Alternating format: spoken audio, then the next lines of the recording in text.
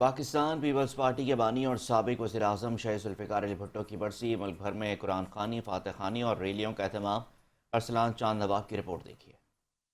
ذوالفقار علی بھٹو کی سیاسی جدوجہد اور قربانیاں ان کے عوامی عزم اور حب وطنی کا مظہر تھیں۔ انہوں نے 1966 میں پاکستان پیپلز پارٹی کی بنیاد رکھی اور جماعت کو ایک طاقتور سیاسی قوت بنا دیا۔ ان کے دور اقتدار میں بھارت کی قید سے 90,000 جنگی قیدیوں کی رہائی، 1973 کا آئین کی منظوری اور اسلامی دنیا میں پاکستان کا مقام بلند کرنے کے لیے لاہور میں اسلامی سربراہ کانفرنس کا انعقاد ان کی اہم کامیابیاں تھیں۔ شہید ذوالفقار علی بھٹو کی زندگی کی سب سے تلخ یاد 5 جولائی 1977 کو مارشل لا کے نفاذ اور ان کے بعد کے متنازع عدالتی فیصلے سے جڑی ہوئی ہے، جب انہیں قتل کے الزام میں پھانسی دے دی گئی۔ ان کی شہادت کے باوجود ان کی سیاسی وراثت اور ان کی جدوجہد آج بھی پاکستانی عوام کے دلوں میں زندہ ہے۔